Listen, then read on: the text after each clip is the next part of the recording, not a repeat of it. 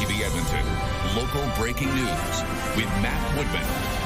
Good evening. A 29-year-old man will spend life in prison with no chance of parole for 12 years. Kai Randall pleaded guilty today to stabbing two teenage girls who considered him a father figure in July of 2024. One of the girls died. CTV's Jeremy Thompson was in the courtroom for the sentencing. The courtroom was heavy with grief as family of the two teenage victims came to see this case through. 29-year-old Kai Randall's family was also there. He waved to his mother before pleading guilty to second-degree murder and aggravated assault. Randall had been common-law partners with Kayla Chason for 3 years, living together in the Riverside neighborhood in St. Albert. He was a father figure to Chason's daughter and niece, who also lived with them. An agreed statement of fact says Randall was high on cocaine on the July evening last year when he attacked the teenage girls with a kitchen knife while his partner was at work. He stabbed the older girl, 17-year-old Jaden Chason, 21 times, then attacked 13-year-old Brooklyn Janes in her bedroom. 2 days later, Jaden died in hospital. Wearing a T-shirt with her daughter Jaden's picture on it, Nicole Chason took several deep breaths before reading her victim impact statement into the record. "I will spend more years missing you than I got to spend with you," she told the court. "I will grow older as you stay frozen in time." It's not going to go away, but being able to speak today and say how this has all affected me, that helped to lift some of that weight off my chest. After sitting through testimony from people who once considered Randall family, he stood and told the court through tears, "I'm sorry for all the pain all this has caused. I didn't want any of this." Randall's lawyer says he's genuinely remorseful for what happened, exemplified by his guilty plea. The defense also argues Randall was experiencing drug-induced psychosis when he stabbed the girls, adding there was zero motive for this crime. Kai Randall has been sentenced to life in prison with no parole for 12 years. Jeremy Thompson, CTV News, Edmonton. The chief of Tsuut'ina Nation in southern Alberta is facing sexual assault charges in connection with two offences in Edmonton more than 20 years ago. Edmonton police say last fall officers were notified of a sexual assault against a 33-year-old man near 178th Street and 87th Avenue back in 1994. As officers investigated, they learned of another assault against a 38-year-old man, this time near Stony Plain Road and 178th Street in 2005. Yesterday, 71-year-old Roy Albert Whitney was arrested by Edmonton police officers in Calgary. He's charged with 2 counts of sexual assault. Police believe there may be more victims. In a statement, Whitney says he unequivocally denies the allegations. He says he will continue to fulfill his responsibilities as chief of the Tsuut'ina people. After receiving new information, Edmonton police are investigating a death previously thought to be non-criminal. In June of 2024, Dwight Bennett went into medical distress at Blue Quill Garden Apartments. The 39-year-old later died in hospital. Because the original call was for medical help, police did not investigate. In May, police received new information leading them to meet with the medical examiner. The death has now been ruled a homicide. Police say the cause of death is being withheld for investigative reasons. They're asking anyone with information to come forward. An intersection just north of downtown is open once again. It was closed this afternoon because of a crash involving a police cruiser.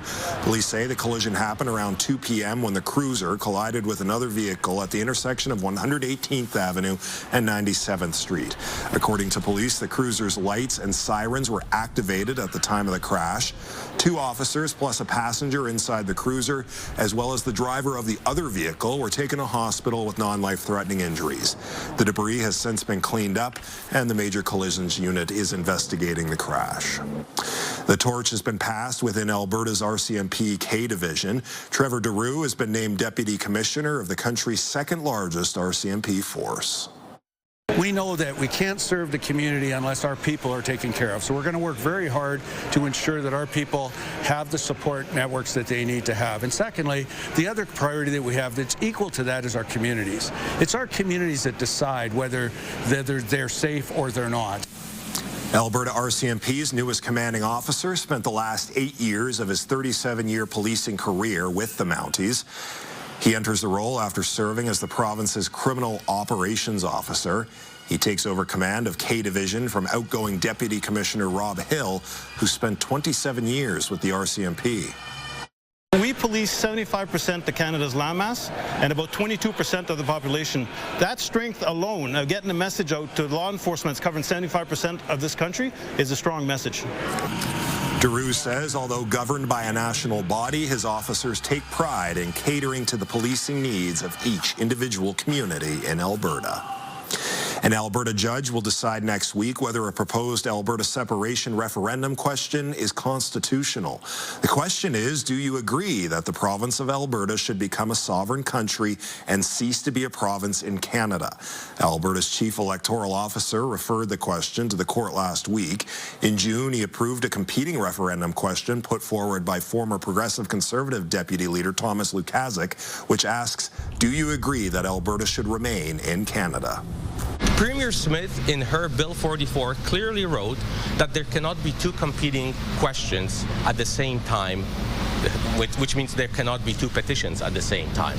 Premier Smith has made it clear over and over again that she supports a sovereign Alberta within a united Canada. She doesn't support our question, but she does support the rights of Albertans to have their say in matters of constitutional import. If the new referendum question is approved, it would need 177,000 signatures in 4 months to be put on a ballot. Federal Conservative leader Pierre Poilievre is touting his party's new proposal for a Canada Sovereignty Act. He spoke about it earlier today in Calgary. Now, Mark Carney promised that he would handle Donald Trump. That's a quote. He said that he would negotiate a win with Donald Trump. He said that the deal would be done by July the 21st, and then he said it would be done by August the 1st. Those promises were not kept. Poilievre says his proposed act will counter what he calls illegal foreign tariffs and get Canada back to work. The act would repeal several laws enacted by the federal Liberals, including the Impact Assessment Act, known as Bill C-69, and the ban on large oil tankers on BC's northern coast. Poilievre says the Conservatives will introduce a motion in the fall sitting of Parliament. A man in Alberta says he's out nearly 25,000 air miles after they were removed from his account. Those points were worth nearly $8,000. He says the loyalty program never warned him his account had been inactive. As CTV's Mark Villani reports, he wants the company to make things right. Todd Woodbeck has been collecting air miles for over 30 years, but says his longtime loyalty was erased in a flash. I was very angry. Very angry. I mean, I picked up the phone immediately and called Air Miles. Woodbeck says he hadn't used his Air Miles card in some time until earlier this year when he swiped it at a Shell gas station. He got 2 miles for that purchase, but when he logged into his account, nearly 25,000 points were gone. The equivalent of about $8,000 vanished because of more than 2 years of inactivity. Woodbeck had also spent over $1,500 buying extra miles for travel, now all lost. I mean, come on, a loyal customer for 35 plus years. Air Miles confirms the points were not expired but retired due to inactivity. To maintain an active account, collectors must earn, redeem, or transfer miles within 24 months. If no activity occurs, the account will be considered inactive. As part of our commitment to transparency, collectors are proactively notified before any changes to their account status. They have my address, they have my phone number. I never got anything in the mail. I never got a call. Loyalty rewards experts say cases like Woodbeck's aren't uncommon, but they serve as a wake-up call for all collectors to stay engaged with their accounts. I tell a lot of people to treat their loyalty program accounts kind of like their bank accounts, that you should be checking them, relatively frequently. And it's not just for the expiry, it's even for fraud. The warning comes as other programs also make big changes. Starting January 1st, 2026, Aeroplan will base points on dollars spent rather than distance flown. People have to learn about the changes to see how it affects them as far as their spending habits. But Woodbeck hopes his spending didn't go to waste, encouraging others to stay vigilant and calling on Air Miles to reimburse him. Do the right thing. Mark Villani, CTV News, Calgary. It's the first night of this summer's folk music festival. The entire 4-day show is sold out. For many fans, the journey to the hill at Gallagher Park started hours ago. CTV's Miriam Valdez-Carletti has more. I don't even look at who's coming. I just come because it's always good. Delmar and Carol Young have been coming to Folk Fest for 20 years. They've come prepared for what the night has in store. Lots of rain clothes. Lots of rain gear. Lots of stuff wrapped in plastic. Thousands have come out for the TARP lottery, hoping to snag the best spot on Gallagher Hill. Waiting in line for the lottery is a big part of the experience, even for City Councillor Andrew Knack. I've never done the lottery before, so this is my first time trying this out. I've been to Folk Fest before, but never this way. There's planning and strategizing ahead of time. It is animalistic in there. People, you come out with scratches. Everyone is dying to be the first one on the tarp. So we have to get here early so we can get all the same ticket, because that's the way we like to do it. So we all get the same spot in the secondary line. The sold-out event will see dozens of artists on the stage for a music-filled weekend. The festival is a summer staple and for some, a rite of passage. I feel like I am now becoming an Edmontonian today. Like I've lived here for 23 years, but now this is the moment. People here for the TARP lottery say it's all worth it in the end to score the best spot on the hill. Well, it's something that we like to do, and being first is important, yes, for us. We've been doing this 32 years in a row. Miriam Valdez-Carletti, CTV News, Edmonton. The Edmonton Riverhawks are headed to the playoffs. The Hawks secured the North Division title in Victoria last night. With home field advantage, they will play 2 of 3 games here in Edmonton. That's if a third game's needed. The Hawks play their first playoff game in Victoria tomorrow. The first home game in Edmonton is Saturday evening. Tickets for that one are on sale now. And if a third game is needed, it will be played at Remax Field in Edmonton on Sunday afternoon. Rogers Place will transform into a roller disco next weekend. It's part of partnership with Rollers Roller Rink. There are 2 options for the event next Saturday. There's a family skate from 3 in the afternoon until 5 in the evening, and then an 18-plus disco night from 6 until 8. Roller skate rentals will be available. Both events will include upbeat music, lighting effects, a giant scoreboard disco ball, plus food and drinks. Tickets are available online. Thousands of athletes are now competing at the 2025 Alberta Indigenous Games in Edmonton. Get a bit of everything. It's like get better at basketball, get cool experiences, maybe go to post-secondary, stuff like that. Yeah. Some early action included the tip-off of basketball at the St. Avex Sports Centre. Other sports that get going tonight include soccer, ball hockey, and softball. Today marks the first of a 10-day competition that features more than 7,000 Indigenous athletes competing in 18 different sports. Everyone in Siksika eats, sleeps, and drinks basketball. Yeah, every single day, play every single day, go to every single tournament. They even go to the States for tournaments.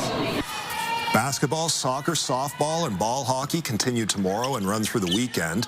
Athletics, beach volleyball, golf, and flag football begin Monday. A local choir is giving vulnerable men a place to belong and to showcase their singing skills. CTV's Sasha Petramala has more on what the group means to one man and the community. For Lloyd Willett, the Edmonton Downtown Choir isn't just a space to sing. When it sounds like this and I'm part of it, I feel sort of like I did something important.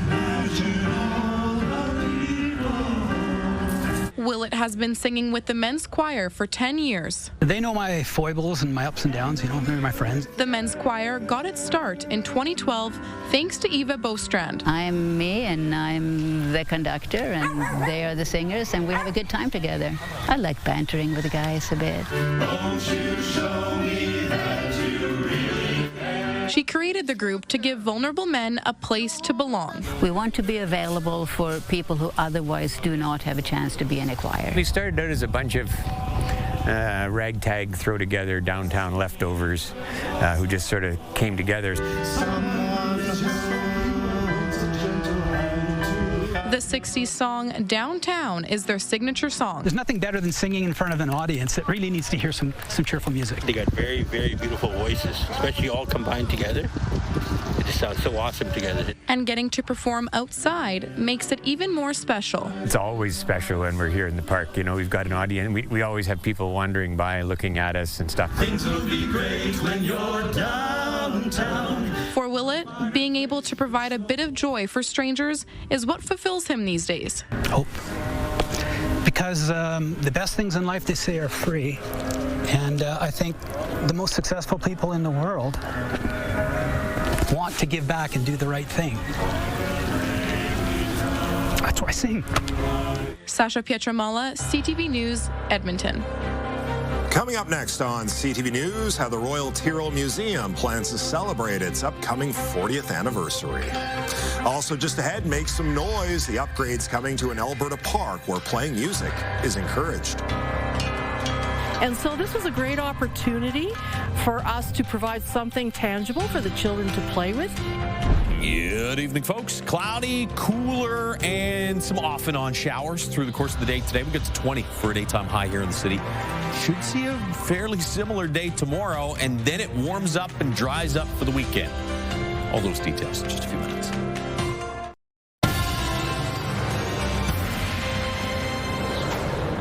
Blue-green algae has been found at Wizard Lake, southwest of Edmonton. Alberta Health Services says you should stay away from blooms and rinse off immediately if you come into contact with one.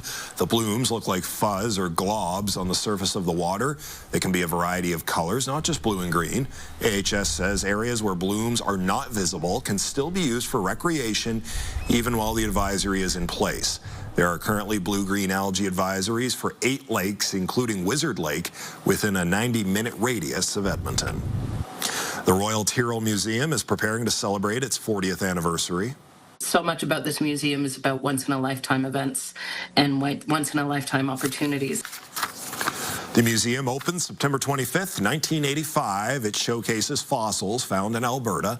In honor of the anniversary, the museum launched a new exhibition called Breakthroughs. It explores 5 discoveries that changed our understanding of ancient animals. The museum says this anniversary is a great reminder of the importance of Alberta in paleontology, as we have one of the top fossil deposits in the world. It's a time to reflect on what we've done in the last 40 years, but also start to look forward. Most museums, their collections come from other places. Most of their exhibits come from other places. For us at the Royal Tyrrell Museum, what we display comes from our collection, and it comes from Alberta. The museum is also hosting pop-up exhibits at various locations across the province. For more information on the museum or these events, visit tyrrellmuseum.com. After a decade of serving the community through music, the attraction at Kerrywood Nature Park in Red Deer will be getting an upgrade. CTV's Sasha Pietramala has more on its future.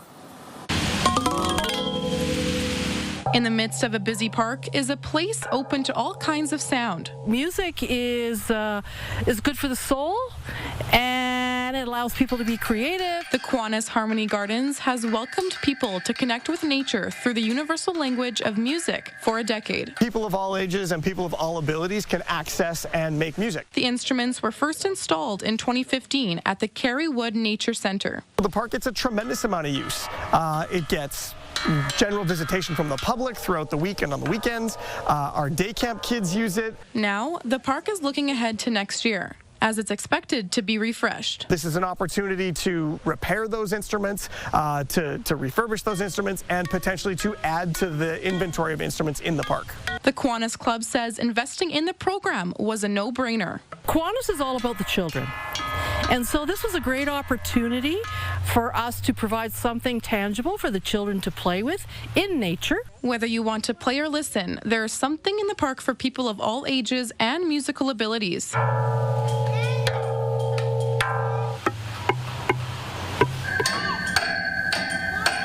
Organizers hope the park serves as an educational tool. The arts and nature is such a natural blending, and the arts and nature are often 2 pieces of the educational puzzle that get potentially set aside. Locals who have fond memories of playing those original instruments still have time to visit before the park's upgrade sometime next year. We just feel that it's an important investment in our community to have this opportunity. Sasha Pietramala, CTV News, Red Deer. An agricultural museum in southern Alberta is showing off its vintage Caterpillar equipment for the brand's 100th anniversary. The bright yellow machines are known for their traction over all sorts of surfaces. In the 1920s, Cat produced smaller equipment for farmers. Pioneer Acres is celebrating its annual show this weekend with live demonstrations of the vintage equipment. Well, it's been a tradition here that we feature a brand every year. So because it's 100 years for Cat, pretty important to feature them and help them celebrate their centennial year. Organizers are expecting up to 5,000 visitors over 3 days. When we return, from handshakes to hugs, how a cross-border celebration is providing some comfort in a time of uncertainty. These are two communities that we need to make sure that the friendship stays in place no matter what's happening in other parts of the world.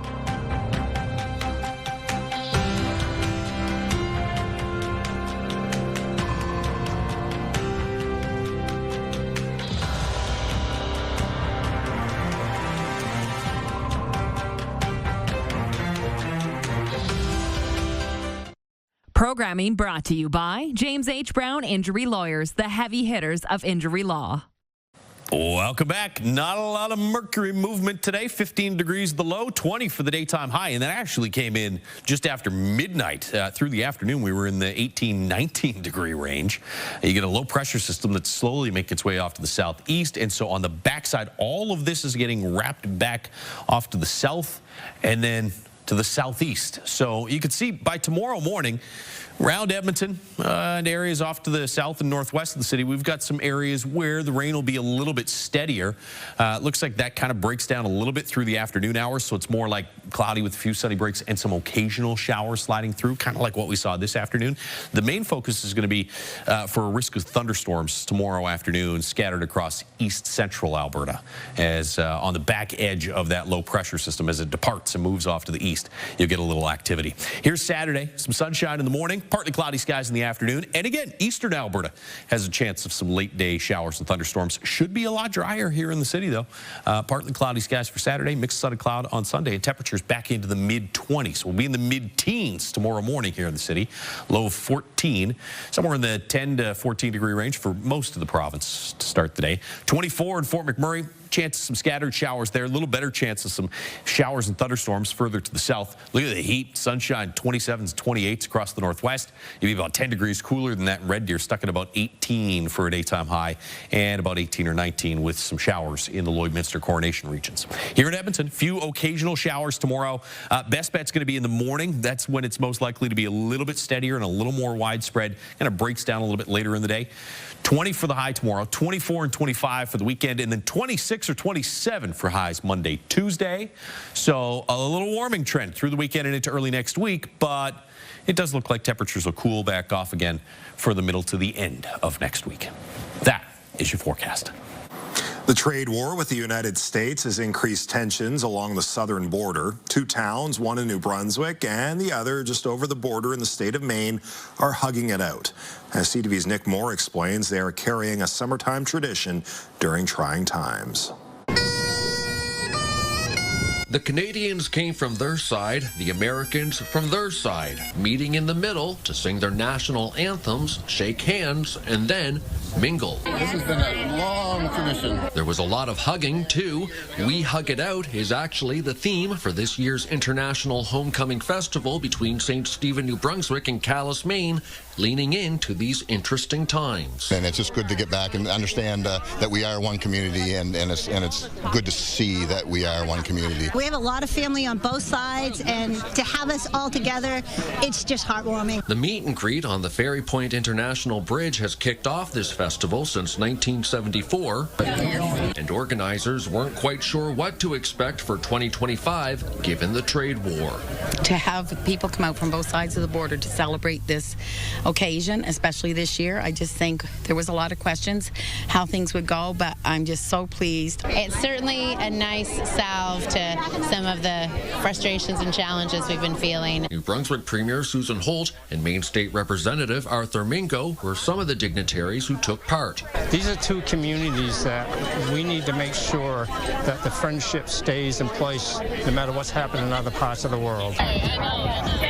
It's just nostalgia. It's something I've always known and something I hope keeps going. It's great to see people of all ages, and just seeing us all get along is amazing. It's a really fantastic event for everybody in the community. Nick Moore, CTV News, on the border of Calais, Maine, St. Stephen, New Brunswick.